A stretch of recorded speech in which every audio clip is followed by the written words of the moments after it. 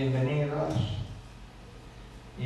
Esta actividad de la carrera de doctorado se realiza dentro del marco institucional de la Escuela de Graduados. Por eso está a mi lado el señor secretario de la carrera, el doctor Emilio Fantoni. Quiero señalar que la escuela es un marco de complejidad, no es una suma, diríamos, yuxtapuesta de carreras, sino que tiene una articulación y además tiene una articulación cada carrera. Es una realidad permanente. El doctorado es una trama permanente de un proceso de investigación, en primer lugar, y de enseñanza-aprendizaje. Por eso es que pensamos que no se trata de que ustedes vengan, hagan unos cursos y luego algún día presenten la tesis. Se trata de una vinculación permanente y profunda. El doctorado quiere realizar, a través del apoyo que brindan los profesores y los directores de tesis, un entramado en el que cada doctorando se sienta contenido, se sienta parte de un todo. Diríamos que de alguna manera el doctorado pretende ser un espacio diversificado de investigación, del cual va a surgir nuevos investigadores, porque de alguna manera cuando uno hace una tesis doctoral, aunque la palabra parezca grande, se convierte en alguien idóneo para investigar. Entonces, me parece que esto les da un poco más la pauta de lo que buscamos con esta jornada. No es que un día los reunimos para hablar un poco de temas de tesis posible, que es el objetivo, diríamos, más directo, sino que eso es también para que ustedes se sientan parte de un todo institucional, en el que pueden tener permanente relación con los codirectores, el doctor Soto, el doctor Alisa y yo, y con el coordinador de la carrera, que afortunadamente es a su vez el doctor Fantoni, secretario de la escuela. O sea, esto es un lugar que les pertenece permanentemente, no un lugar donde un día hicieron unos cursos y después vienen al final y presentan aisladamente una tesis. Ahora, ¿qué es lo que pretendemos en el doctorado? Bueno, en el doctorado pretendemos que ustedes se capaciten para realizar la vocación de saber permanente, de saber siempre más. La tesis no es el final, sino un mojón para un largo camino de investigación. La tesis lo que hace es probar que ustedes son capaces de investigar. No piensen que es un lugar donde llegan y luego olvidan la investigación. Es un lugar donde ustedes llegan, muestran que son capaces de un nivel de pensamiento y ahora ese nivel de pensamiento continúan desarrollándolo, sea a través del postdoctorado, sea a través de la docencia, sea a través de proyectos de investigación que podrán ir presentando. O sea, el doctorado lo que hace es capacitarlos para la investigación. Ahora, ¿por qué vale que ustedes investiguen y lleguen a la tesis, un trabajo original y exhaustivo sobre un tema? ¿Por qué vale? Me parece que vale por diversas causas. La primera, por ustedes mismos. Me parece que cada persona y ustedes tal vez lo compartan fácilmente, tiene la responsabilidad de desarrollarse en la mayor plenitud de sus posibilidades. Si uno no se desarrolla en la plenitud de sus posibilidades, en realidad uno está, diríamos, fracasando ante uno mismo, está claudicando ante uno mismo. O sea, en la Biblia hablan de los talentos, bueno, algo más o menos así. Cuando tenemos una capacidad, tenemos el deber de desarrollarla ante nosotros mismos en primer lugar. Se nos ha dado algo y eso lo tienen que desarrollar. Y además de que lo tienen que desarrollar por ustedes, lo tienen que desarrollar por la sociedad, lo tienen que desarrollar por la universidad, que puso mucho empeño en ustedes. La universidad, sobre todo si son egresados de la universidad pública, ha puesto dinero del pueblo, dinero de gente muy pobre, esfuerzo de mucha gente para que ustedes crezcan, y me parece que tienen el deber de crecer. En primer lugar, el deber de crecer por ustedes mismos. No se claudiquen, no se traicionen, no se abandonen. Tienen el deber de crecer por ustedes mismos. Es un deber que tiene todo ser humano por él mismo. Y tiene el deber de hacer el doctorado, porque desde el doctorado se pueden ver cosas que ninguna otra persona puede ver por ustedes.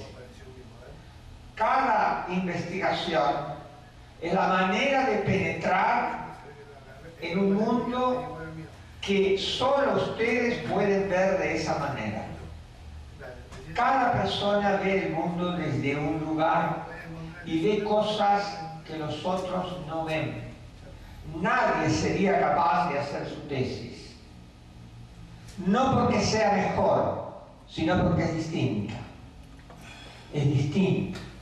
Ustedes pueden ver cosas que ni el más sabio de los sabios puede ver por ustedes. ¿Comprenden? Porque cada uno puede ver una perspectiva propia, porque nació y vivió en una determinada circunstancia que le permite ver cosas que los otros, aunque sean genios de los genios, no pueden ver. Y por eso tienen una responsabilidad con ustedes mismos, porque tienen un lugar en el mundo para crecer y también para ayudar a la humanidad en el esfuerzo que hizo la facultad y en general a la humanidad a ver lo que ustedes pueden ver. La tesis de ustedes será única e irrepetible. A veces los muchachos y las chicas me dicen, otro la va a hacer mejor. No, es imposible que otro la haga mejor. En el sentido de lo que ustedes hacen es único e irrepetible. Hará otra tesis con más documentación o más más reflexión, pero usted puede ver cosas que por la vida que le ha tocado vivir son únicas e irrepetibles. Se lo deben ustedes mismos y se lo deben a la humanidad. Y es especialmente importante que investiguen, porque vivimos en el comienzo de una nueva era. Entre ustedes y nosotros hay una diferencia muy grande que se va a acentuar a través del tiempo. Una nueva era que tal vez comenzó con una explosión, la explosión de un viejo tiempo. El 6 de agosto de 1945 explotó la bomba atómica en Hiroshima. Y fue la explosión, me parece a mí, de un viejo mundo y el comienzo de un nuevo mundo, de una nueva era casi inimaginable, de una nueva era donde pudimos ver que podíamos destruir a la humanidad o reconstruirla de una manera totalmente diferente. Ahora sabemos que el mundo puede explotar por nuestra obra.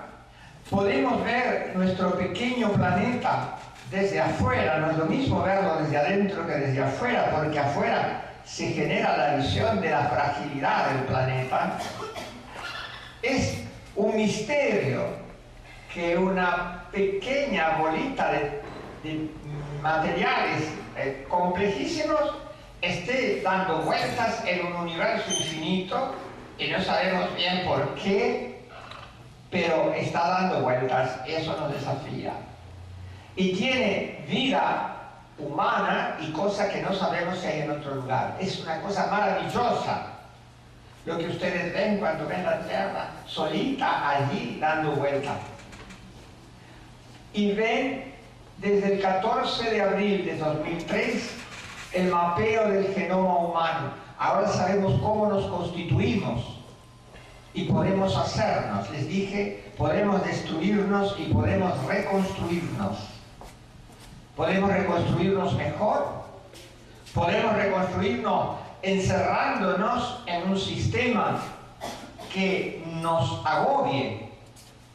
Si nos atenemos solo a las necesidades de la economía, y tenemos desafíos que conmoverían al derecho. Esto conmovería la estructura jurídica y plantea enormes desafíos, como lo hace la informática, la revolución de la informática. Cuando yo era joven estaba tan contento con mi pequeña enciclopedia de 28 tomos que me había regalado mi papá. Y a veces pienso, esa biblioteca me ponía tan contenta y ahora hay tantas, millones y millones de informaciones de distintas fe en Internet. Hay Internet, hay la nanotecnología, lo pequeño, el efecto que tendrá lo pequeño, lo infinitamente pequeño casi en la vida humana. Hay la neurociencia, que va a cuestionar la libertad de nuestro pensamiento más que ninguna otra cosa, tal vez. Hay la robótica que tal vez reemplace a los seres humanos. Hay una nueva era. Esa nueva era les toca a ustedes comenzarla. Una nueva responsabilidad humana, una nueva responsabilidad de los juristas. Porque el derecho es plenamente humano, es una manera de pensar la humanidad, no solo lógica. Y vivimos una época de gran tensión entre los derechos humanos y la democracia y la economía y el capitalismo. Vivimos un nuevo tiempo. Y en ese tiempo el derecho tiene que dar nuevas respuestas. Y esas respuestas las dará a través de tesis doctorales que más o menos se encaminen a la nueva problemática que nos toca vivir, sobre todo que a ustedes les toca vivir.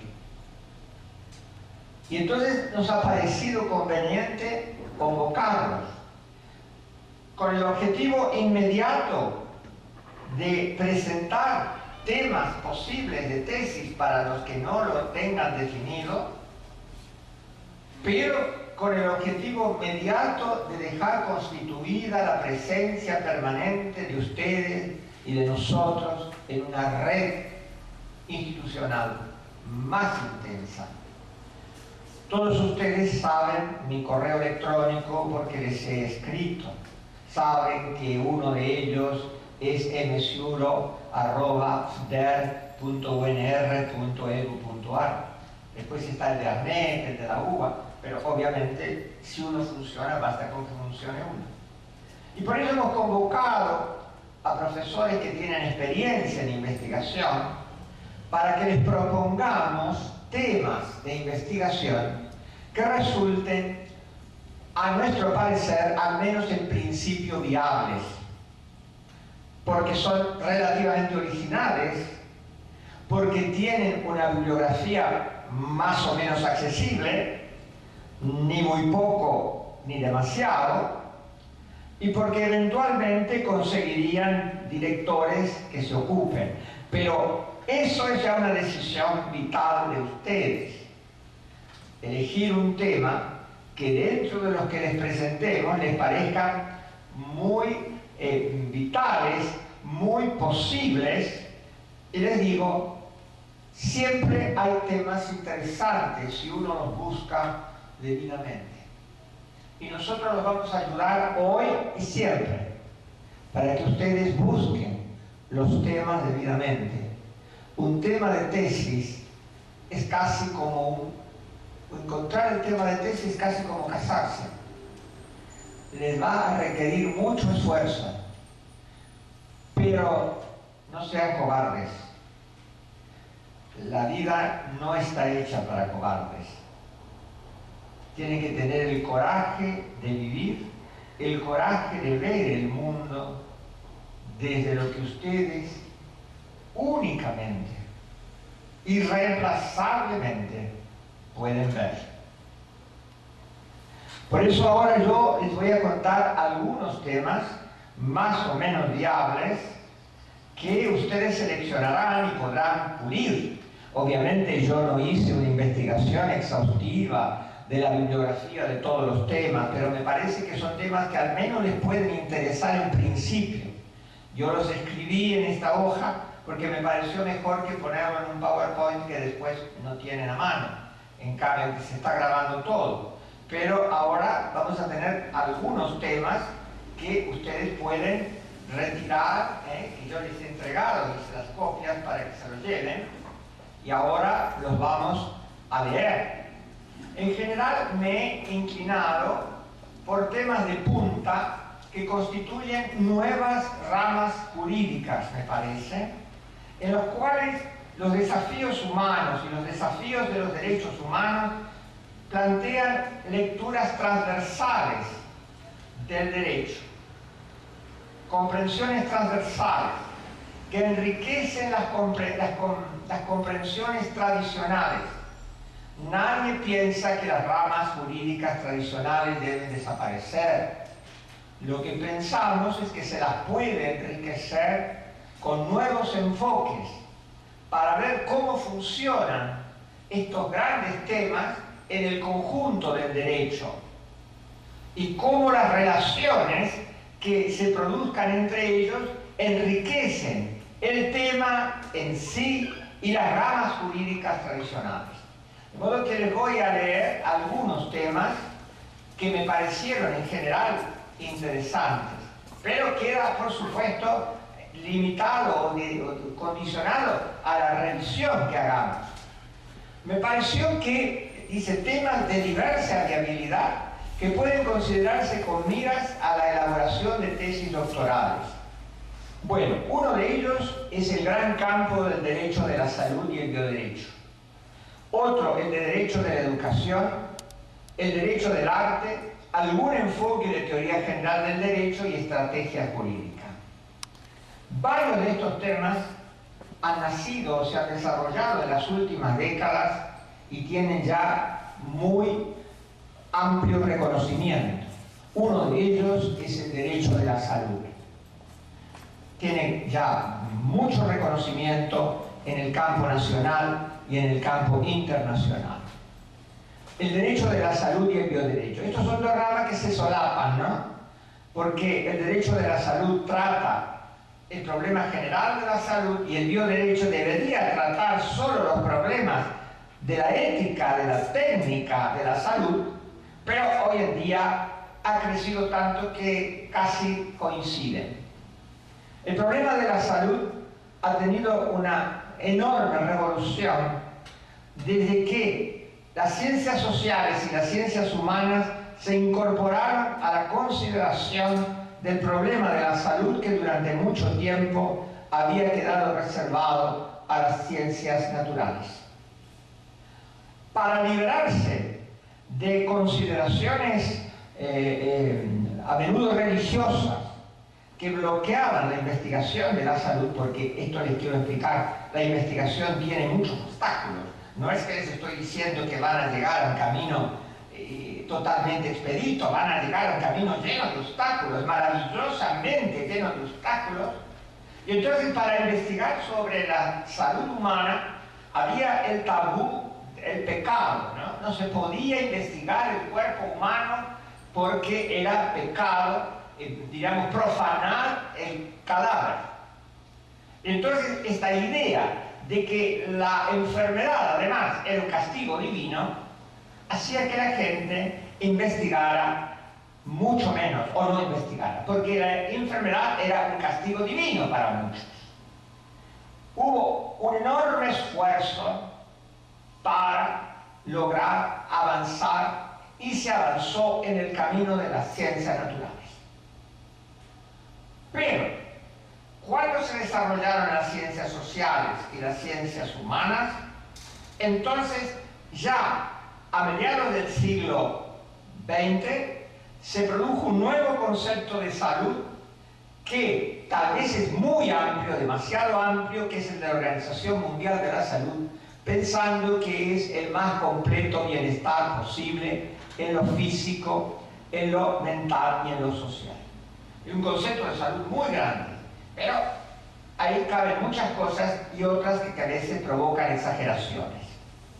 Dentro del derecho de la salud, el bioderecho, a mí me parece, si quieren ir leyendo y verificando lo que les voy diciendo, yo pienso que se podría estudiar la presencia del derecho de la salud en la juridicidad argentina, o sea, cómo funciona el derecho de la salud en las distintas ramas jurídicas, en civil, en comercial, en administrativo, en penal, en constitucional, ahora que con el neoconstitucionalismo está tanto arriba, en derecho internacional. ¿Cómo el derecho argentino resuelve el problema de la salud como un complejo y no como un montón de pedacitos? ¿Vale? Que es un lindo tema de tesis. Con relativamente la presencia del bioderecho en la juridicidad argentina. La subrogación de vientres, o como se suele llamar, cesión o locación de vientres, un tema que genera tanto problema hoy. La eutanasia en adultos y en niños, sobre todo el problema de los niños, ¿no? El niño que sufre, en qué condiciones se podría conducir la buena muerte de un niño, quién la puede decidir en su caso. Y hay temas, hay soluciones muy interesantes. El problema de los cuidados paliativos, de la sedación de la persona, en qué términos hay que sedarlo o no. Un problema interesante también son las prácticas médicas innecesarias, por ejemplo las cesáreas. El uso de tecnologías sanitarias, que a veces es abusivo. El poder médico y la crisis del vínculo de confianza. La introducción del capitalismo ha quebrado la confianza entre el médico y el paciente. Un problema que me parece a mí muy interesante, porque me interesan los problemas de la cultura, es la medicina occidental y el multiculturalismo, la relación de la medicina occidental con las otras culturas, salud mental y medicalización de la vida. Un tema importantísimo, asignación de recursos en materia de salud. Porque claro, los recursos son finitos y las demandas son infinitas. Entonces, ¿a quién le damos los pocos recursos que tenemos? Un tema que también ahora se va haciendo interesante es derecho y neurociencia, y la oportunidad de la especialización jurisdiccional en el derecho de la salud y el bioderecho. ¿Qué jueces deben resolver el problema de la salud? A lo mejor se pueden rearticular estos temas. Yo he escrito algunas cuestiones que me parecieron interesantes dentro del gran marco del derecho de la salud. Luego habría que reordenarlas de cierto modo. Otro tema muy interesante, me parece a mí, otro marco temático, es el derecho de la educación. Evidentemente, en la educación hay una definición de la cultura y de la vida misma, como en la salud. ¿Qué es educar? Y es tan terrible el problema que en esta, que es una institución en gran medida educativa, yo creo que muchas personas nunca se han preguntado qué entienden por educación. Pero vivimos resolviendo problemas de derecho de la educación. Resulta de no tener bien resuelto el problema de la educación y del derecho de la educación, tenemos enormes problemas culturales. Si tuviéramos bien resuelto el problema de la educación, muy posiblemente tendríamos menos criminalidad. Y tendríamos más personas exitosas en la vida. Pero con el derecho a la educación está resuelto a los golpes, entonces luego, claro, las personas quedan... Yo digo que a veces construimos pequeñas fieras. Estas personas que se convierten en fieras, que atacan a ancianos, a personas débiles, se parecen a las fieras. Y eso es un gran fracaso del sistema educativo, que tiene una enorme perspectiva jurídica. Y entonces, ¿qué es educar? Un gran problema que se plantea desde el mundo antiguo. Es un tema hermoso, ¿qué es educar? Porque educación no es lo que defina cualquier entidad administrativa o comercial o algún tratado internacional. Es un problema muy complejo cuya juridicidad vale la pena atender. Y entonces tenemos principios generales del derecho de la educación. Bueno, el principio general del derecho de la salud, que iría involucrado en la presencia del derecho de la salud, también sería otro tema interesante. Principios generales, por ejemplo, en la salud la protección de la persona de cuya salud se trata, ponderada con la persona que asiste a la salud. Y aquí la protección del educando, ponderada con la protección del educador. Un tema que me parece muy interesante, porque hay un gran conflicto irresuelto. Cuando yo era joven, el educando era una persona sometida al educador. Y hoy es una persona en conflicto con el educador. Es un problema jurídico importantísimo. El derecho tiene que resolverlo. Luego, la influencia del derecho de la educación en la calidad educativa. Y yo creo que es mucha. La oportunidad de la especialización judicial en derecho de la salud y el análisis sociológico, normológico, que hay una letra más, y diquelógico, faltan los acentos, no sé por qué, por favor pónganlo, normológico y diquelógico, de la evaluación en derecho de salud. Faltan los acentos, por favor pónganlos. Y aquí tenemos un problema que se discute hoy en Buenos Aires, en la provincia de Buenos Aires. Hay que calificar puntuando o estableciendo insuficientes o no. Un gran problema jurídico es, no solo un problema de calificación, diríamos, de la autoridad que ejerza el docente, es un enorme problema jurídico. El derecho del arte. Bueno, pues lo que sea arte es algo muy difícil de definir y entonces tenemos los principios generales del derecho del arte, la protección del artista, la protección de la sociedad que tiene derecho al arte, problemas de la sociedad para acceder al arte, por ejemplo, una pregunta, ¿qué puede hacer el artista o el dueño de la obra de arte en relación a la obra y a veces enfrentándose a la sociedad? Y hay casos hermosos. Acá hubo un caso muy interesante que resolvió la Cámara del doctor Chaumet acerca de unas obras del museo donadas al Museo Castañino, donde se invocó el derecho del pueblo a su arte, el derecho del pueblo al arte, el derecho del artista, el derecho del propietario y el derecho del pueblo al arte, el derecho del arquitecto, el derecho del propietario de la casa y el derecho de la sociedad a la obra artística que es la casa. Temas hermosos me parecen a mí. Otro tema es entonces principios generales del derecho del arte, presencia del derecho del arte en la juridicidad argentina, cómo rige la juridicidad argentina transversalmente el problema del arte. Luego tenemos la obra de arte en el tiempo, otro tema que me parece a mí apasionante y que se ha estudiado mucho en Europa. La conservación de la obra de arte, la restauración, la evolución con el tiempo y la innovación. Por ejemplo, este edificio es una obra de arte. Bien, lo conservamos como va siendo, como quedó, lo restauramos, como vivimos posiblemente tengamos que restaurarlo. Pero por ejemplo, ¿qué hay que hacer con el Coliseo? Hay que restaurar el Coliseo, hay que simplemente conservarlo. ¿Ustedes piensan que podríamos decir, bueno, acá hay una placa, la ponemos de nuevo? ¿O no? Hay que hacerlo evolucionar con el uso que nosotros le damos y que le dan los turistas. Hay que innovarlo, es decir, cómo sería el Coliseo del siglo XXI. ¿Qué hay que hacer con la obra de arte? Y en Europa es un tema muy discutido y también muy atendible acá.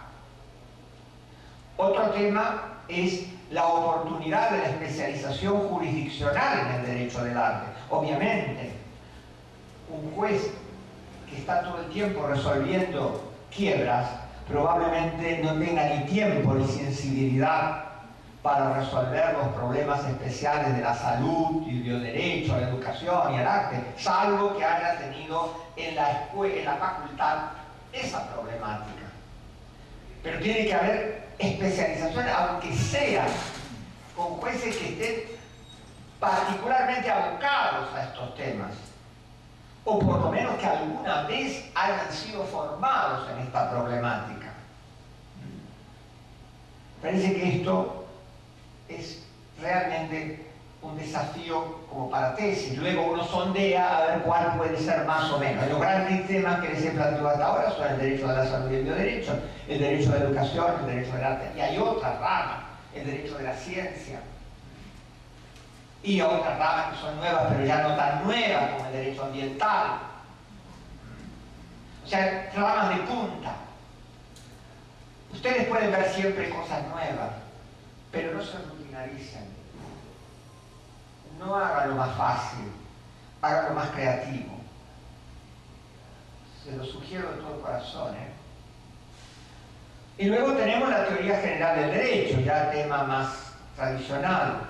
Un tema que me parece que sería lindo son las proyecciones sistemáticas del Código Civil y Comercial. Bueno, en que el código sigue siendo un sistema por el artículo 3 que manda resolver todos los casos.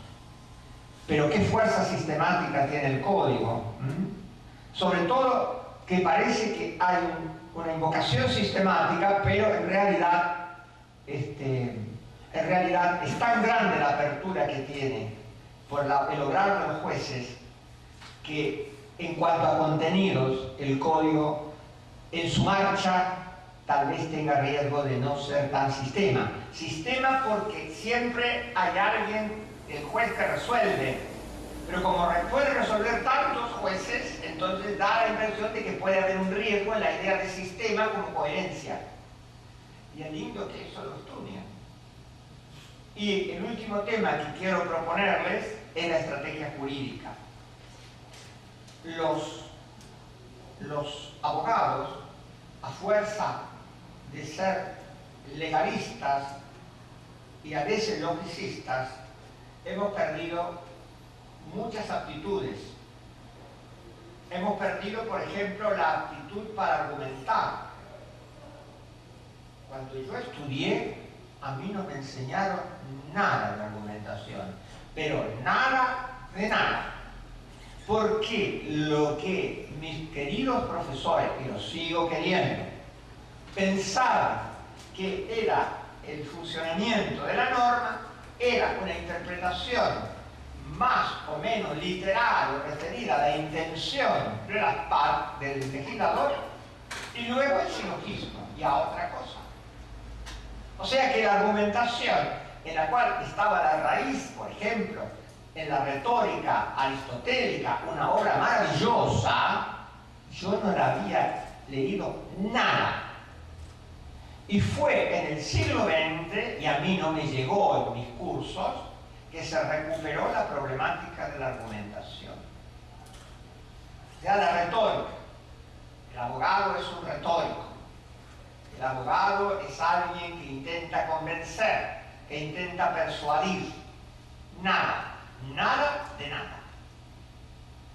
Y también perdimos la capacidad estratégica.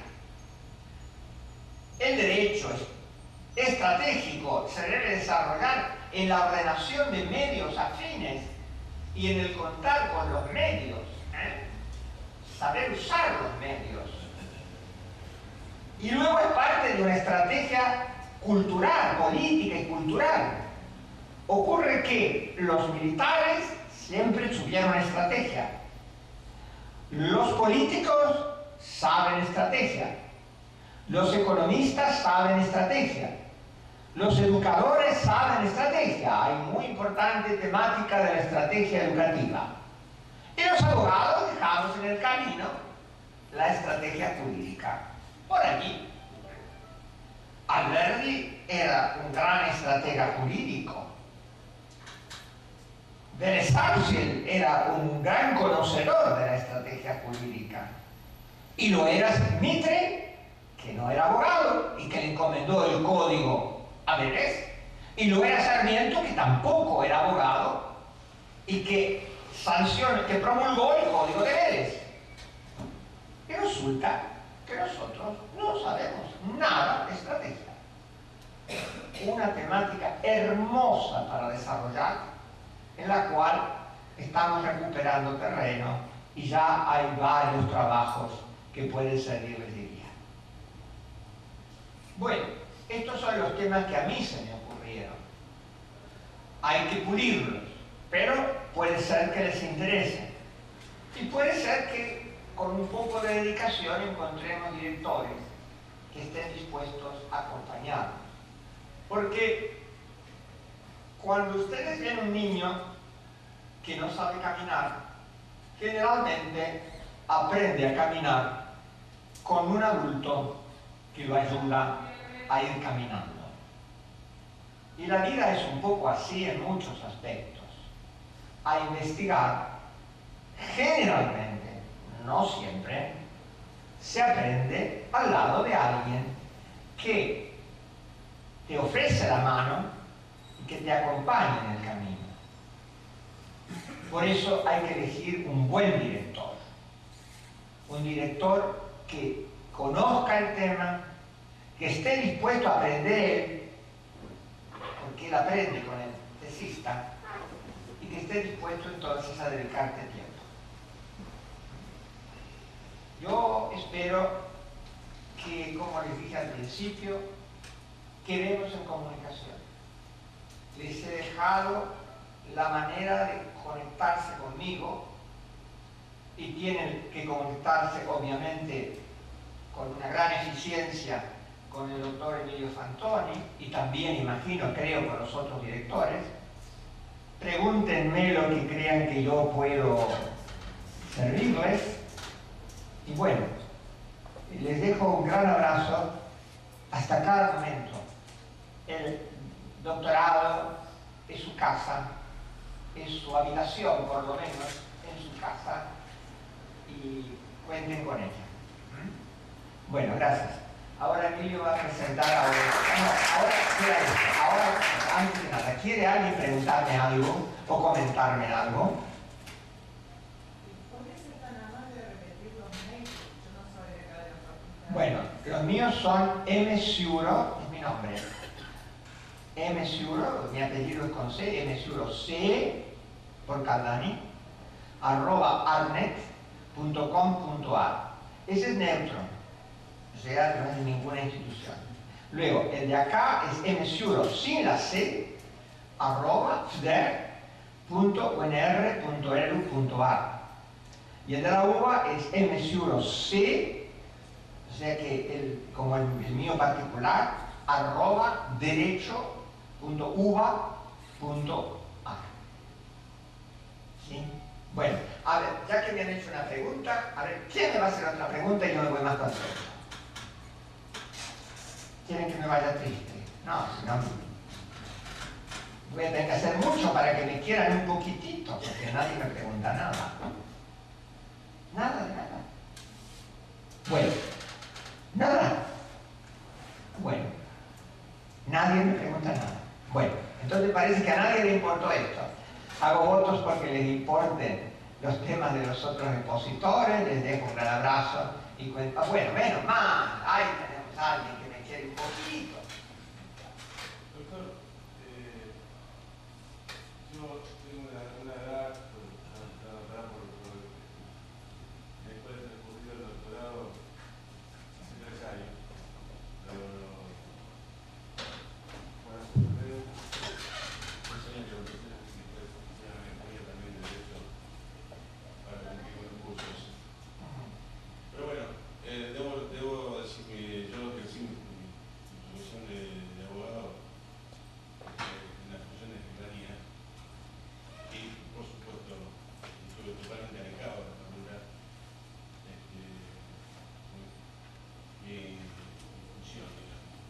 Y estuve alejado, por supuesto, de la cuestión filosófica. Y cuando empecé a cursarlo, se me produjo una expansión en las ideas con usted, cuando usted dijo, miren, lean esto. Y yo empecé a leer más profundamente, y entonces se me produjo una expansión en las ideas y un shock.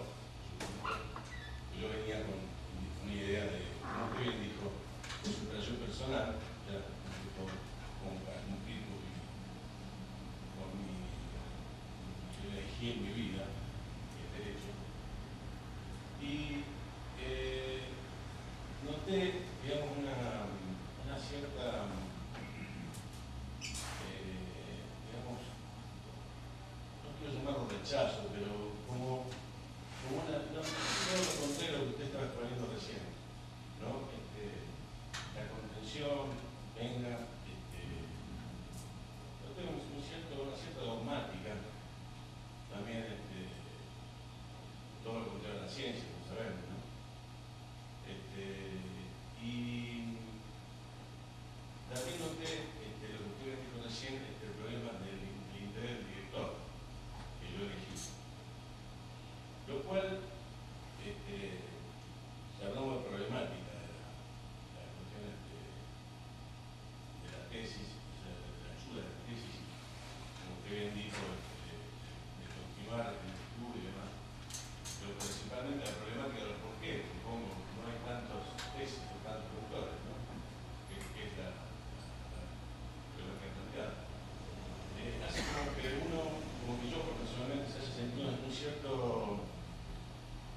frialdad, no estoy llamando rechazo, sino esa frialdad hacia alguien que puede estar interesado en eso que usted dijo de cumplir con su expectativa de vida, completarla, digamos, en su vida. Esto se lo planteo porque me parece que es, desde el punto de vista del doctorando que viene, es una problemática, o sea, que uno no se sienta contenido, ¿entiendes? Yo oportuno plantearlo porque no sé si puede ser una cantidad de circunstancias se dan, si por la elección del lector o por la elección del tema, porque yo no vengo, digamos, de mi vida, de estudios profundos, filosofía y demás. Bueno, pero yo, eso, notar eso, yo estoy equivocado, pero no sé cómo yo plantearlo. Le agradezco muchísimo. Yo creo que es una problemática bastante común. Bueno, mi deseo es que esa situación se termine. Hay que darle vida a la institución. El doctorado no es un lugar de donde se saca un título. El doctorado es un lugar donde se vive, se crece y entonces un día uno, porque ha crecido, obtiene un título. Un título que indica algo para continuar. Realmente su caso es especialmente, como podríamos decir, desafiante, porque hay tanto por investigar en el notariado, pero tanto. Fíjese que está en juego la fe pública, está en juego por qué los notarios no investigan, o investigan menos. Usted sabe que sería muy lindo, a mí me parece, que usted viera cuáles son las condiciones en que se desarrolla, que lo hay, la investigación en notariado? ¿Y por qué la gente cree que el notario no debe investigar? Es un tema muy bueno. Y además los temas que tenga de la problemática registral y todo eso. Pero la problemática de su profesión como marco de la investigación, es una cosa maravillosa. Porque ahí hay un problema incluso ético hermoso. El problema de la ética notarial, comparada con la ética del abogado, con la ética del contador, es una problemática hermosísima. El compromiso del notario con la verdad y luego su conversión en parte en un agente recaudador y en un personaje rutinario, es hermoso lo que puede investigar. Y aunque no haya tantos, hay notarios que investigan muy bien y yo conozco. Usted seguramente tiene un director y entonces siga con lo que tiene. Pero si no llegaran a tenerlo usted o cualquier persona, yo puedo intentar buscarle a un director que investiga de verdad. Por supuesto que usted tiene, yo sé quién es, lo debe hacer. Pero al contrario, es maravilloso. Usted debe más que nadie. Porque usted ve cosas que los demás no vemos. Yo intuyo la problemática notarial. Usted la vive. Nunca podría escribir su tesis, ¿ve? Nunca. Porque usted la ve desde dentro la problemática y yo la veo desde afuera. ¿Me comprende? Ahora lo intimo a que haga su tesis, porque ninguna de las personas que está acá, es muy posible que ninguna de estas personas podamos hacer la tesis como usted, pero seguro. ¿Qué sabemos nosotros de notariado más que intuiciones? Dedicáramos mucho. Yo fui profesor de la Universidad Notarial, pero yo no la veía desde adentro. Usted sentirá la angustia de si tiene que estudiar, no tiene que estudiar, si tiene que pagar los tributos, si no tiene que pagar los tributos, de la fe pública, de si es convocado por uno y sirve a los dos. Usted es convocado por una persona y da fe para los dos. ¿Cómo se justifica eso? ¿Cómo se desenvuelve entonces la fe notarial? Es interesantísimo, no lo abandone. Y cuando haya hecho la tesis va a tener que responder por otros notarios que quieran hacer la tesis. Hágala. No la debe, no solo se la debe. Bueno, ¿quién otro quiere decir otra cosa? A ver. Bueno, ahí está. Bueno, en primer lugar creo que la presencia, si bien somos pocos, pero la presencia de algunos acá tiene que ver con esta falta de incentivo, creo, que cada uno ha sentido, por lo menos yo cursé la carrera hace bastante, y quedé trabada, presenté el proyecto de tesis, tengo los créditos, hice todos los cursos y me quedé ahí en el proyecto aprobado y nunca lo pude terminar. Y creo que el problema con el que me enfrenté, que me parece que a lo mejor es positivo compartirlo porque a alguno le pudo haber pasado, es que después de tanto tiempo sentí un rechazo por el tema que había elegido. Me encontré con que el tema ya no me gustaba, con que cada vez que me ponía o me sentaba a escribir me parecía aburrido.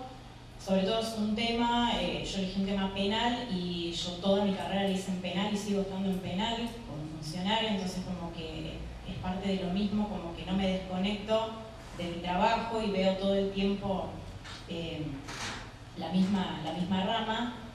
Y me pasó como que quiero cambiar el tema, ya no me siento cómoda con ese tema y no creo que pueda hacerlo.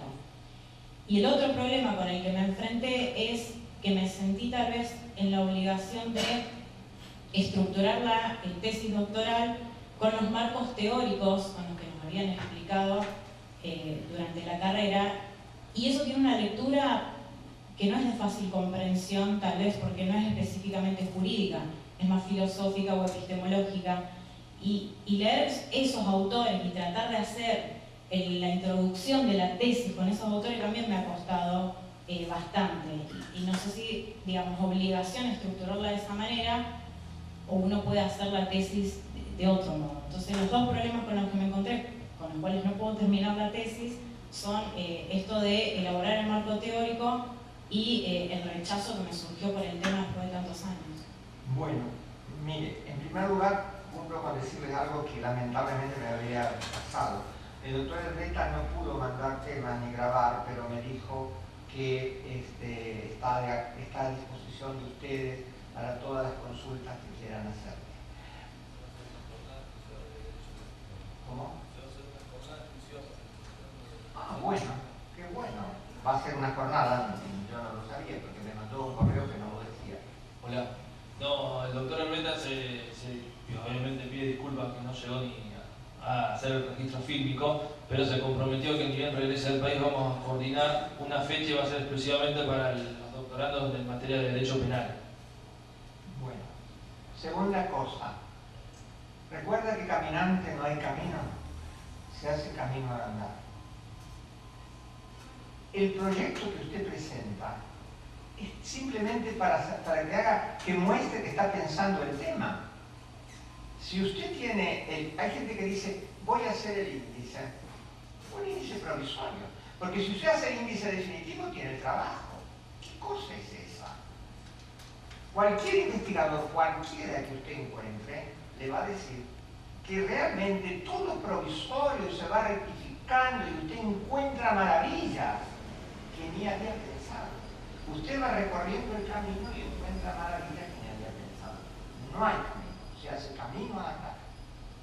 No hay método, se hace método al andar. No hay el método. Usted va puliendo el método. No existe, eso no existe. Eso dice la gente que nunca investigó. Y hay algunos que nunca investigaron y se disfrazan. Ahora, creo que usted puede cambiar el tema, pero usted lo puede reelaborar el tema también. Yo no sé cuál es, pero tal vez, si lo piensa un poco, le encuentra la vuelta y le interesa. Lo que pasa es que, claro, cuando uno encuentra un obstáculo y no lo puede superar, a veces se descorazona, pero también le puede dar la vuelta.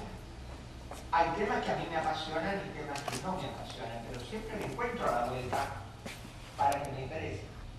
De modo que si a usted no le interesa, lo que podemos hacer, o si no habla con su director, que no es el caso que yo se lo pregunte ahora, me ve y vemos qué puede hacer.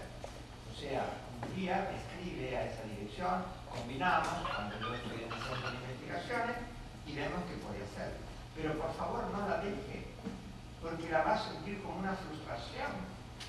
Al final llega el momento de la balanza. El balance va a llegar. Si tenemos la suerte de que vivan, el balance va a llegar. Procuren que cuando hagan el balance no tengan cosas no resueltas satisfactoriamente. El balance llega.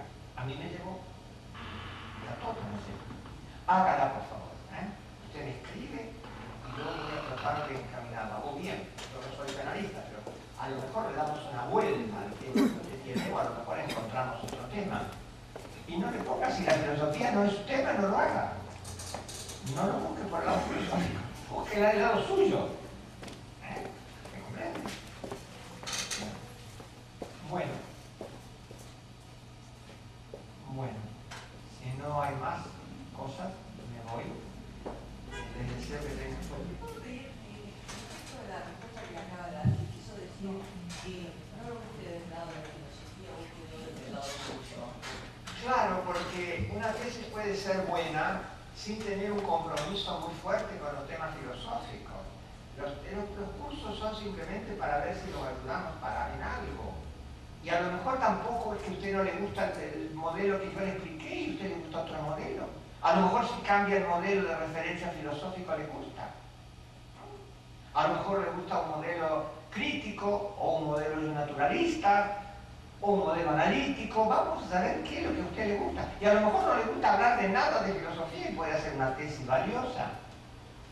¿Usted cree que todos los abogados que son doctores por el derecho civil o comercial han hecho referencia filosófica? Pero eso no es así.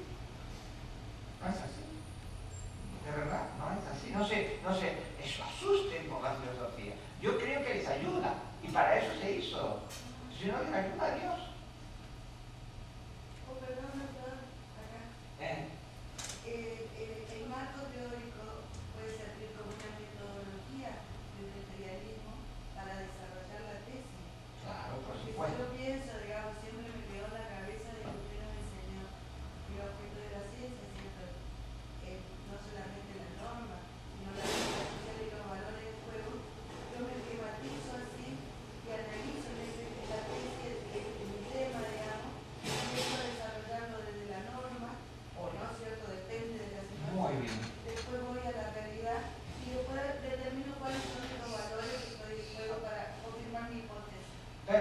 ¿sabe qué cosa?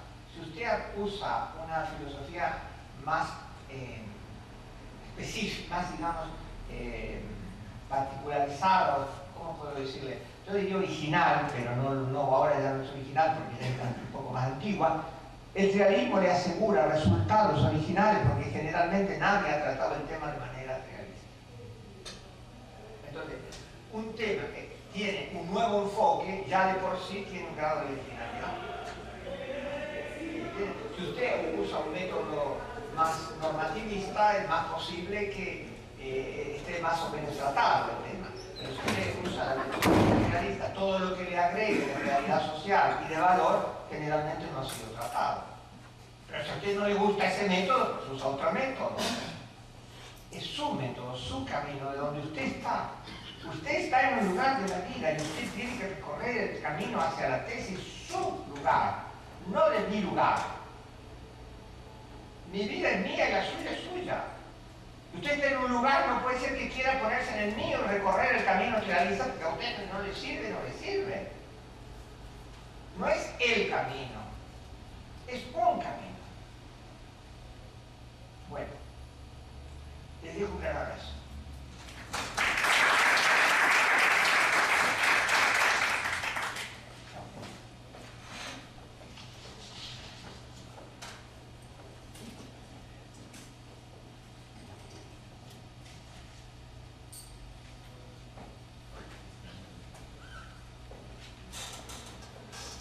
Hola.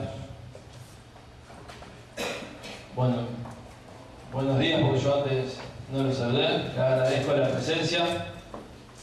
Agradezco también la presencia del decano, que se acercó al aula magna, del vicedecano y codirector de la carrera también de doctorado, el doctor Alfredo Soto, quien ahora va a hacer uso de la palabra.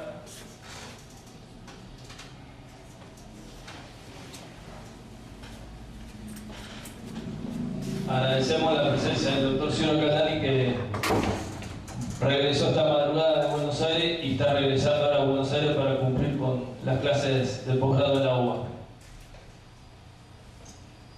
Bueno, muchísimas gracias. La verdad que este es un acto más en la Semana de la Defensa de la Universidad Pública. Sin duda que también de esta manera, notoriamente, nosotros estamos defendiendo a esta nuestra universidad.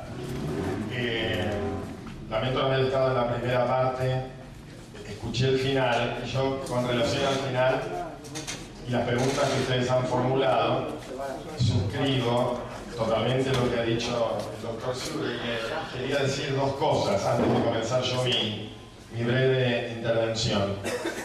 Una, que esto de desenamorarse del tema de tesis, del objeto de la tesis, es una cuestión muy común, porque en el fondo es una relación muy intensa que uno tiene con la tesis doctoral con la que se compromete. Y es lo que pasa en la vida y con las personas. Y ya lo decía Hegel, ¿no? Toda tesis tiene su antítesis. En el caso suyo, primero usted tomó un determinado objeto, luego la antítesis se desenamoró de ese objeto por las razones que usted invocó, que son muy valiosas. Por ejemplo, la razón de que a lo mejor está continuamente trabajando sobre ese tema, se cansa, se aburre, por un montón de limitaciones, y va a encontrar a lo mejor después la síntesis. La tesis es precisamente la síntesis, ¿no? O sea, entre esa tesis y antítesis. Y me parece a mí que la va a encontrar. O sea, que la relación de amor-odio que usted tiene con su objeto de tesis es normal, porque además la tesis lleva mucho tiempo, y a mí también me ha pasado, por supuesto, que me he desenamorado y desencantado hasta que llegué a la síntesis final, y hay que saber cuándo uno sintetiza, fracciona, etc. De manera que no se desanime nadie porque le pase eso. Y la otra cuestión es que no hay que forzar tampoco ni la tesis para que encuadre dentro de un marco teórico, ni el marco teórico para que encuadre la tesis. Este es el gran problema, como decía el doctor Fiulo, del marco teórico. Aunque sea implícitamente un marco teórico hay, aunque no sea demasiado filosófico, el marco teórico existe. Y puede haber inclusive diversos marcos teóricos. Usted puede combinar positivismo incluyente con excluyente, positivismo sociológico con normológico. Basta que haya coherencia entre los marcos teóricos que ustedes utilizan. Nadie les exige, está claro, ya lo han escuchado con el doctor Ciuro, nadie les exige que el marco teórico sea trialista. A mí me sirve, como me sirvió para la tesis doctoral, metodológicamente. Por eso me viene muy bien la pregunta que me habían hecho al final. A mí el trialismo me sirve como metodología para todo. Para estudio, para exposición docente, para la tesis doctoral notablemente. Y tiene la ventaja de que es muy amplio y por lo tanto puedo adaptar lo normativo, lo sociológico y lo axiológico dentro de ese marco. Pero nadie le va a exigir que sea trialista, ni que sea positivista, ni que sea naturalista. Capaz que ustedes van a tomar algún elemento de cada uno de estos marcos teóricos, el que les resulte más cómodo, y esos elementos, sin duda alguna, que tienen que estar relacionados de manera coherente. La coherencia es lo que se les va a exigir, en el fondo, porque es el razonamiento lo que se les va a exigir y lo que les va a exigir el jurado, el tribunal examinador. Y además reitero también, apoyo lo que decía el doctor Ciuro, un grado de originalidad muy importante está en la metodología. Si usted le imprime a un tema ya trillado, ya totalmente desarrollado, un método diferente, ya es una tesis, porque es un grado de originalidad. Si usted ordena las cosas de una manera distinta, ya es una tesis, porque nadie lo ha hecho como usted, porque nadie más que usted va a saber, además, su tema de tesis, como también decía el doctor Ciuro antes. De manera que estas son las reflexiones que yo podría hacer para que no se desanimen, para que no crean. Además, muchas veces uno se subestima y dice, ¿qué original es esto? Y puede ser original en cuanto a la manera de decirlo, a la manera de ordenarlo, al método en el fondo, que son los modos, que son las formas, que son las diversas vías para llegar a algo. De modo que, bueno, eso quería reflexionar respecto de las preguntas que yo escuché que hicieron al final. Ahora quería tirarles algunas líneas de investigación en tesis doctorales que a mí me parecen relevantes desde mi perspectiva. Por supuesto que no necesariamente a lo mejor coincide con los objetos de tesis de ustedes, pero que a lo mejor puede servirle como algún tipo de complementación u orientación, porque así como no necesariamente una tesis tiene que ser o explicitar suficientemente lo filosófico, tampoco tiene por qué centrarse en una determinada rama del derecho. La pretensión también es que uno integre las diversas ramas del derecho con las demás en una especie de teoría general, de sistema y de síntesis del derecho. Y por ejemplo, a mí me parece que una de las perspectivas que podrían ustedes abordar en cualquier tema de tesis es la internacionalidad, porque el derecho ha sido clásicamente local, pero la globalización y la mundialización hace que todo se internacionalice. A lo mejor alguna beta internacional ustedes le pueden dar, sea al aspecto notarial, al aspecto matrimonial, al aspecto civil, contractual, etc. Y por ejemplo, desde la perspectiva del derecho internacional privado, me parece que una línea interesante de investigación sería la flexibilidad que hoy se manifiesta en las disposiciones de derecho internacional privado contenidas en el Código Civil y Comercial. Ustedes pueden partir del problema, siempre van a partir de algún problema. El problema a lo mejor que uno tiene es la flexibilidad del nuevo Código Civil y Comercial en materia de ley aplicable a cualquier situación jurídica. Contribuye a la seguridad jurídica, contribuye a la seguridad de las transacciones, contribuye a las inversiones, por ejemplo, extranjeras, tanto que hoy necesitamos inversiones extranjeras y el gobierno se pone las pilas para que vengan a invertir. Contribuye esta flexibilidad a todo esto. Y a lo mejor ustedes van a responder, van a partir de una determinada hipótesis acerca de que sí, o de no, lo van a responder negativamente y lo van a tener que apoyar en determinadas razones. Para que sea yo más explícito, la flexibilidad de la que estoy hablando es porque ustedes recuerdan que normalmente, muchas gracias, el derecho internacional privado ha sido muy rígido porque ha determinado la ley aplicable a través de puntos de conexión únicos y rígidos.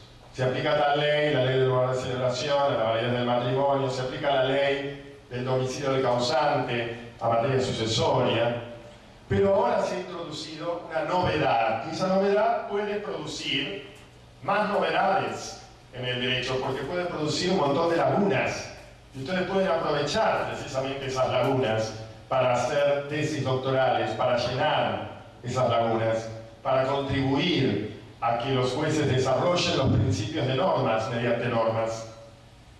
Y una novedad más importante que se ha introducido en el Código Civil en materia internacional privado es la flexibilidad de la cláusula de excepción, que significa que el juez no debe aplicar la ley que normalmente está indicada como aplicable por la norma de conflicto cuando la causa no presenta vínculo suficiente con ese país y en cambio presenta vínculo más importante con otro país, cuyo derecho, reitero, no es el originalmente indicado por la norma de conflicto, por la norma indirecta. Fíjense hoy la flexibilidad que tiene el sistema. Puedo terminar no aplicando la ley del lugar de celebración a la validez del matrimonio y aplicar en cambio la nacionalidad, el derecho de la nacionalidad o el domicilio de los cónyuges, porque tiene más que ver con el caso concreto. Esta flexibilidad es enorme. Yo puedo aplicar esto. Yo tengo que aplicar en definitiva el derecho más próximo. Contribuye el derecho más próximo, la aplicación del derecho más próximo a la causa, contribuye al desarrollo, contribuye a las inversiones, contribuye a la seguridad jurídica, contribuye a la libertad de circulación de personas y de factores productivos en los espacios integrados y contribuye en última instancia a la justicia. Porque el legislador a priori ha preferido determinado punto de conexión y resulta que el juez que se encuentra con el caso concreto es el que va a tener que determinar qué derecho le voy a aplicar, el más próximo al caso. Fíjense que esta cláusula de excepción que se establece en el Código Civil se establece con carácter general, o sea, para todas las materias.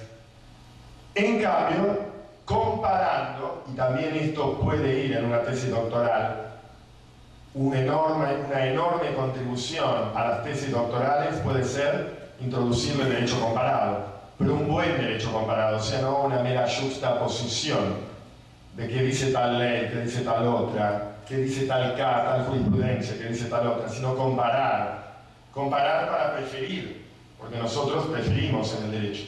Nosotros no comparamos para integrar normalmente en el derecho, sino para preferir una solución u otra.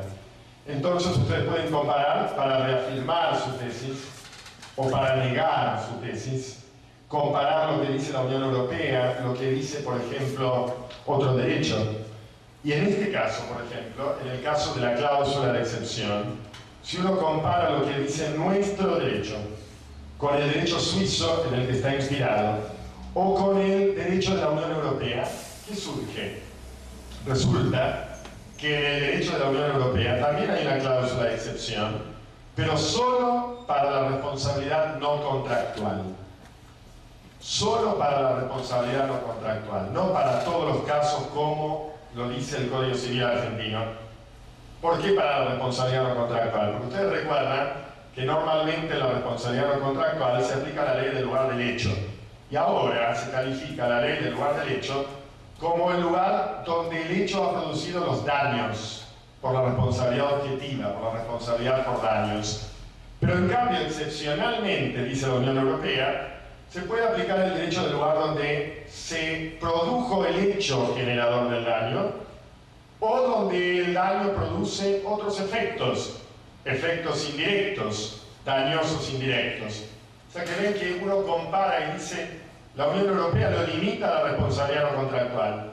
En cambio, el Código Civil argentino lo aplica para todos los casos de derecho internacional privado y con carácter obligatorio.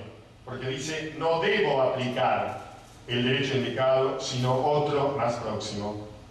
Y si uno lo compara, por ejemplo, con la Convención Interamericana de Derecho Internacional Privado en materia de contratos, que Argentina no ratificó, es una convención del año 94 sobre ley aplicable a los contratos, dice, se aplicará la ley elegida por las partes, dice la convención, y si no, el juez aplicará el derecho que tenga el vínculo más estrecho con la causa. ¿Ven la enorme flexibilidad que le da al juez en materia contractual, pero solo en materia contractual? En cambio, nosotros lo ponemos con carácter general. Esta comparación es muy interesante, porque ¿por qué nosotros lo ponemos con carácter general y los europeos lo ponen solo para responsabilidad no contractual y en la CIVIC lo ponen solo para la ley aplicable a los contratos? Porque así pasa en la costumbre internacional. ¿Por qué ellos son más desconfiados en general y nosotros somos más confiados en general? ¿Podemos depositar confianza en nuestros tribunales o no podemos? Y de ahí pueden surgir precisamente hipótesis que se puedan convertir en tesis a desarrollar. Esta flexibilidad en materia de derecho aplicable, sin embargo, no se ve acompañada en el Código Civil y Comercial en materia de jurisdicción. Esto es lo contradictorio. Estas son las lagunas que se producen también en el derecho, a partir de las cuales uno puede incentivarse a investigar para tesis doctorales. Si a mí me preguntan si yo hoy tuviera que hacer una tesis doctoral sobre estos temas, yo hubiera preferido, yo pondría como hipótesis, es preferible o afirmo concretamente, que es preferible darle flexibilidad en materia jurisdiccional y no de derecho aplicable. Porque en materia jurisdiccional tengo que perseguir el objetivo del acceso real y efectivo a la justicia, y por eso hay que dar flexibilidad para poder demandar en cualquier parte. Por eso el Código Civil tiene cierta flexibilidad, pero no tanta en materia jurisdiccional, porque no permite, por ejemplo, declinar jurisdicción en favor del juez más convenientemente competente en razón de la proximidad. Hemos sido audaces y arriesgados aplicando la cláusula de excepción con carácter general en derecho aplicable, y no lo hemos sido para introducir en materia de jurisdicción el for non-convenience, que es típico del derecho anglosajón, y que si uno lo compara, por ejemplo, con el derecho continental, hay también for non-convenience en el derecho dominicano y en el derecho panameño, que son típicamente continentales. Uno podría decir que el derecho panameño tiene influencia anglosajona, por la ocupación del canal por Norteamérica, pero el derecho dominicano no tiene tal influencia y, sin embargo, se ha abierto a que los jueces puedan ser competentes aquellos que tengan una relación más próxima y más adecuada con la causa.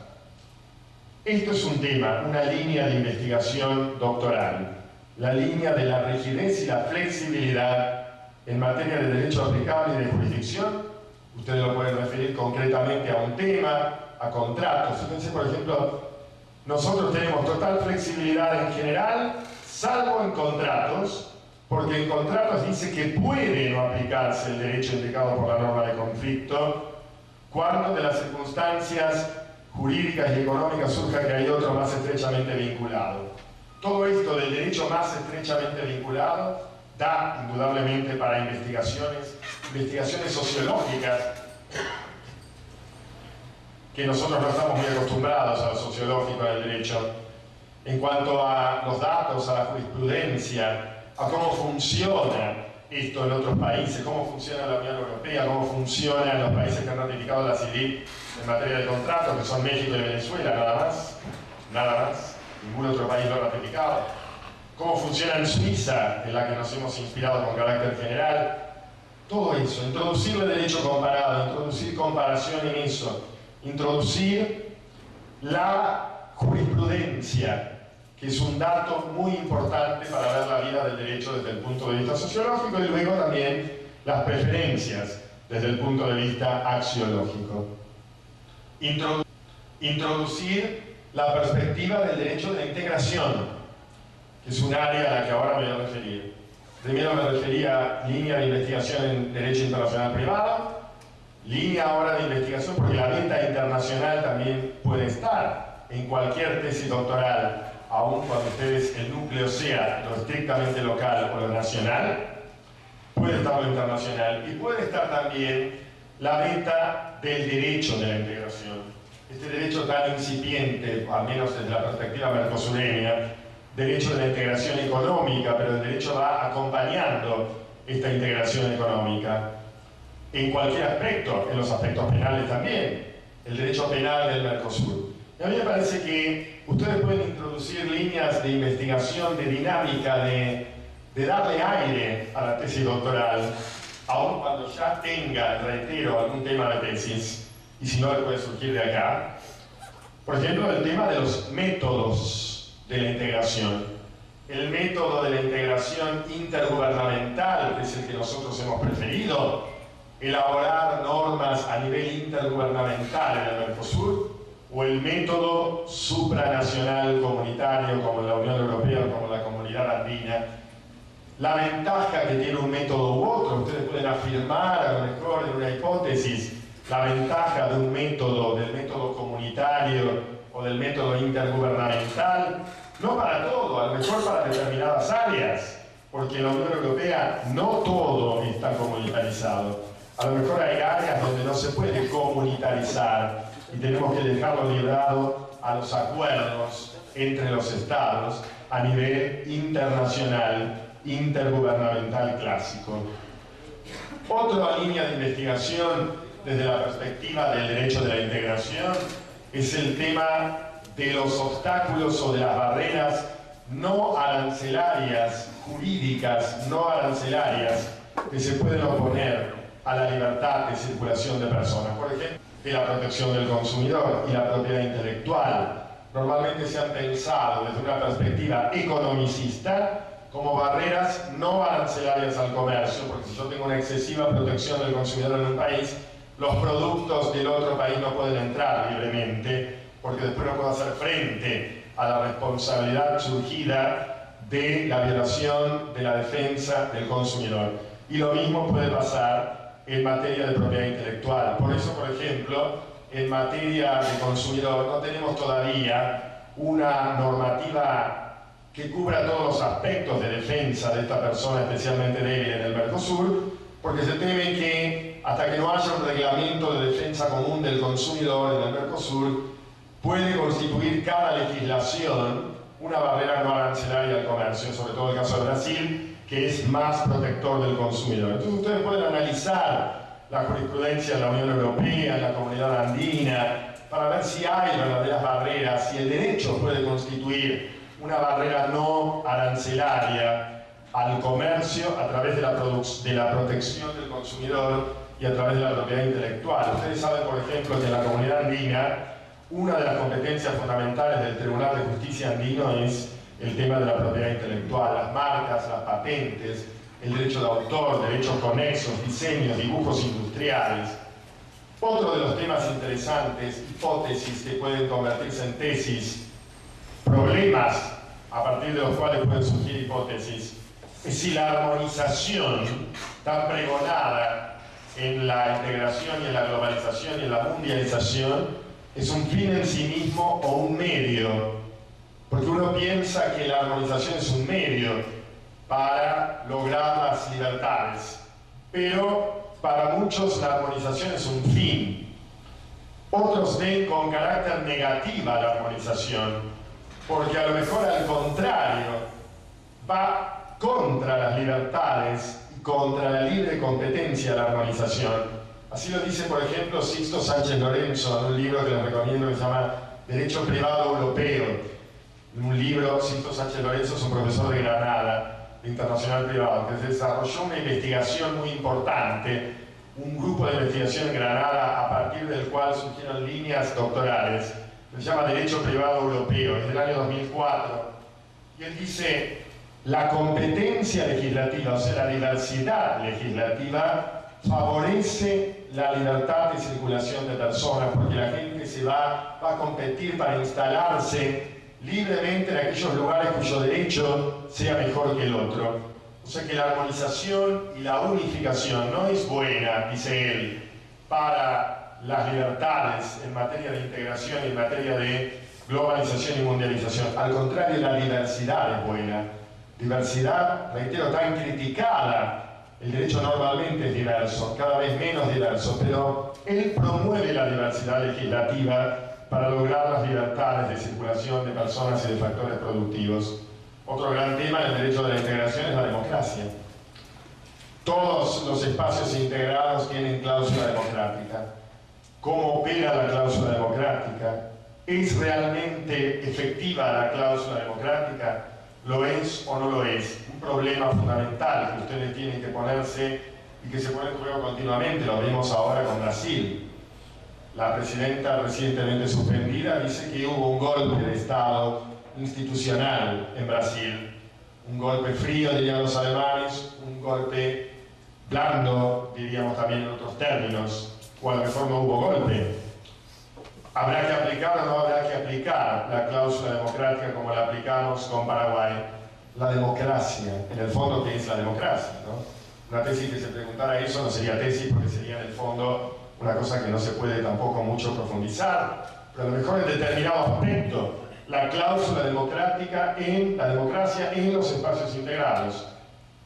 Eso puede ser un tema, un problema acerca de a partir del cual uno puede afirmar o negar y puede convertirse entonces la hipótesis en una tesis. El tema de los derechos humanos en los espacios integrados. El tema de la cooperación interjurisdiccional para hacer efectiva todo esto de las libertades de circulación, sin las cuales sin esa libertad de circulación de actos procesales y de sentencias, no hay verdadera libertad de circulación de personas y de factores productivos. Cooperación jurisdiccional internacional en materia civil, comercial, laboral, administrativa, donde parece que hubiera demasiada territorialidad, sin embargo hay que abrirse cada vez más a la extraterritorialidad, y penal, la cooperación jurídica en materia penal, porque hoy la persecución del delito, por ejemplo, transnacional organizado o las violaciones de derechos fundamentales a nivel universal no pueden ser realizadas sino a través de un mecanismo de cooperación judicial, de cooperación policial, de cooperación de todas las fuerzas de seguridad, de cooperación de los ministerios públicos de la defensa y de la acusación. Todo eso puede dar lugar también a líneas de investigación más sociológicas algunas, acerca de si es eficiente el mecanismo de cooperación, o más normológicas para ver cómo mejoramos la normativa en materia de cooperación para que haya un proceso eficiente y sentencias eficaces, y para que haya un acceso real y efectivo a la justicia y una tutela judicial efectiva. Otro problema muy interesante en el ámbito de la integración, la crisis o el debate entre seguridad y libertad. Porque claro, la libertad puede cometer exceso y tiene que venir también la seguridad, y la seguridad no solamente la seguridad física, personal, para perseguir el delito, sino también la seguridad de las transacciones, la seguridad jurídica, la seguridad en materia de inversiones. O sea que no solamente a mí me interesa hoy a ustedes venir a contarles líneas de investigación para tesis doctorales que, reitero, sean nuevas para aquel que no tenga objeto de tesis, sino agregarle la perspectiva internacional, agregar la perspectiva de la integración, agregar la perspectiva de la teoría general del derecho entendida como sistema de las ramas del derecho, porque nadie va a hacer una tesis de derecho civil sabiendo solo derecho civil. Evidentemente tiene que saber la relación con otras ramas del derecho, porque si no, no sabe derecho. Y mucho menos si ustedes pretenden hacer una tesis sobre letra de cambio, van a hacer una tesis pretendiendo saber solo letra de cambio. Evidentemente tienen que hacer la relación con el resto de los títulos y con el resto del derecho privado en general. Y por último, porque no quiero tampoco aburrirlos y quiero dejar también para que ustedes pregunten, quiero referirme a que se puede iluminar una tesis doctoral a través de nuevos paradigmas a los cuales nosotros no estamos muy acostumbrados desde la perspectiva jurídica. Los paradigmas, por ejemplo, sistémicos de Toiner y de Luhmann, el derecho en definitiva como red de comunicaciones, como enunciados jurídicos, donde no hay legislador, no hay jueces, sino enunciados, discursos, redes de comunicaciones, que producen a su vez comunicaciones específicas dentro del derecho. El derecho como sistema autopoético, como un sistema que se autoproduce, donde hay subsistemas autorregulatorios a los que nos tenemos que acostumbrar cada vez más. Por ejemplo, el derecho arbitral es autorregulatorio, son las paradojas autorregulatorias. El derecho arbitral se regula a sí mismo, los árbitros resuelven todo ellos, y si resuelven que son competentes, se cierra la paradoja y la paradoja es perfecta, porque no se tiene que acudir a nada fuera del sistema arbitral.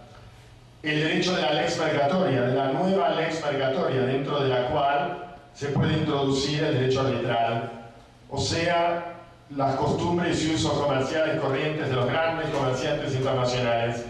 Hoy no podemos hacer una tesis doctoral pensando solo en el derecho heterorregulado, regulado por el legislador. Hay también un derecho autorregulatorio, no solo por la autonomía de la voluntad, sino autorregulatorio porque los operadores jurídicos introducen, por ejemplo, leyes modelo elaboradas por Naciones Unidas, sobre todo en materia comercial, pero en otras, principios elaborados por UNIDROIT en materia de contratos, en materia procesal, guías de buenas prácticas y de buenas conductas elaboradas también por estos organismos y organizaciones internacionales, y las guías de buenas prácticas en materia de operadores jurídicos, redes de jueces que elaboran guías de buenas prácticas para aplicar tal convenio, tal otro, reglas y usos uniformes de la Cámara de Comercio Internacional, subsistemas, por ejemplo, dentro de la nueva lex mercatoria, subsistema de la lex sportiva, del famoso derecho del deporte con su implicancia internacional, del derecho de la energía, del derecho de la minería, de los derechos transversales, del derecho de la construcción, de la lex digitalis. Todo esto que forman hoy sistemas que se autorregulan, que no necesitan una heterorregulación. Por eso a mí me da, fíjense, cómo uno a veces se problematiza demasiado con las cosas. A mí me da cierta risa cuando el Código Civil y Comercial desconfía de la costumbre, porque la costumbre está bien que desconfíe, pero la costumbre va a seguir existiendo dentro de estos subsistemas autorregulados, que no necesitan que el Código Civil remita a la costumbre ni que haya lagunas ni nada. Se van a seguir autorregulando y son subsistemas jurídicos autorregulatorios. Ya tenemos un nuevo paradigma de la autorregulación, ya no tenemos el paradigma de la heterorregulación, del derecho como un deber ser coactivo porque desde afuera me imponga la sanción. Todo se autorregula, reitero, por la autonomía, por la costumbre, por la nueva lex mercatoria. También, reitero, en materia penal, por los usos y costumbres en la aplicación de determinada normativa para perseguir la delincuencia transnacional organizada, leyes modelo, principios, abrir esta especie de soft law a las materias donde tradicionalmente han sido reguladas por otro, han sido reguladas de manera dura, con sanciones. Esta es la pretensión de mi intervención esta mañana. Abrirle nuevas perspectivas, a lo mejor para quienes no tengan objeto de tesis, y abrirles nuevas bocanadas de aire fresco para aquel que se encuentra como anquilosado en su tesis y no sabe cómo seguir, con estas nuevas perspectivas internacionales de integración, marcos teóricos, diversidad, siempre que sea coherente, y que puedan iluminar algún aspecto no tratado, que siempre lo habrá, aun cuando usted no se dé cuenta. Usted seguirá buscando recursos como para poder ampliar o para poder terminar en esa síntesis que será la tesis. A partir de ahora, entonces, estoy abierto a las preguntas que ustedes quieran hacer acerca de estos temas y les agradezco además su paciencia. ¿Se entendió todo lo que dije hoy? ¿Alguna pregunta? respecto a lo que dije o a partir de lo cual ustedes quieran hacer algún tipo de intervención. Gracias, doctor Soto. Me ayudó muchísimo en el tema que elegí, todo lo que acaba de decir. Mi tema es el nombre como componente en la construcción de la identidad en el nuevo Código Civil Comercial. Y me he sentido absolutamente limitada con esto. Pero de verdad le agradezco por haberme abierto la cabeza, porque no se me habían ocurrido algunas cosas. Por ejemplo, este tema de la flexibilización. Es una materia que durante muchos años fue verdaderamente rígida. Esto de la inmutabilidad del nombre que nos marcó verdaderamente, ¿no? De manera cultural. Pero se abre de un modo que parece no tener límites también, y entonces me da un poco de temor investigar, porque me encuentro con que se puede permitir cualquier cosa en materia de nombre.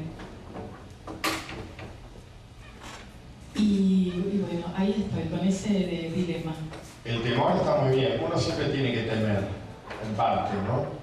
Porque uno significa que se lanza, se abre a las diversas perspectivas que pueda haber. Pero para calmarla un poco, porque siempre algún grado de seguridad tiene que haber, además de este temor, siempre usted tiene en el fondo el resguardo, la reserva del orden público, ¿no? Y en materia internacional ustedes lo saben.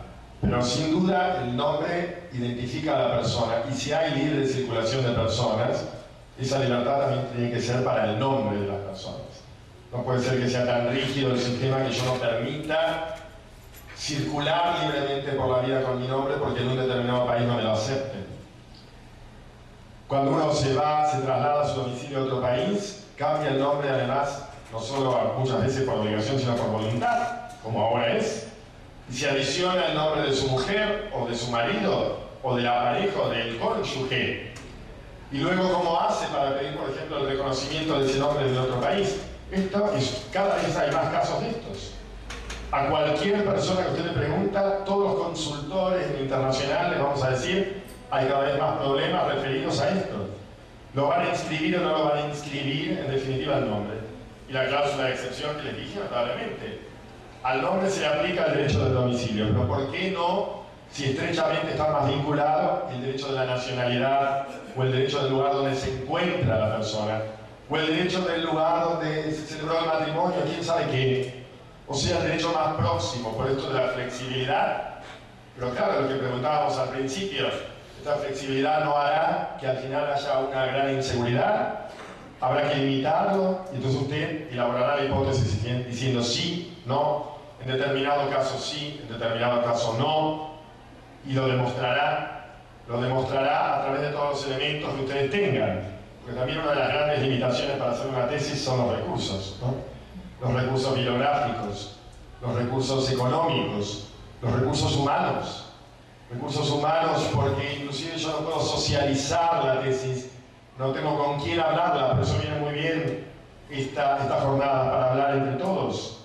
Y las reuniones de cohortes que hacen, por ejemplo, también en las maestrías y todo lo demás, para sociabilizar. Hay un montón de limitaciones. Usted tiene que ser consciente también de esas limitaciones porque si no, no va a terminar más la tesis.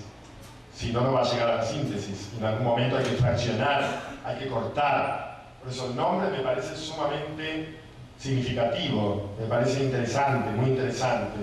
Y darle esa perspectiva internacional y darle a lo mejor la adaptación a la integración también. Ahora que lo escuchaba, también me quedé pensando que esto abre un panorama nuevo con las técnicas de reproducción humana asistida.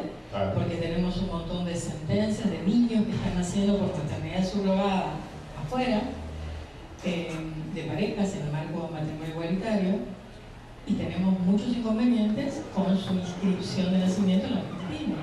No solo por el nombre, sino por la situación.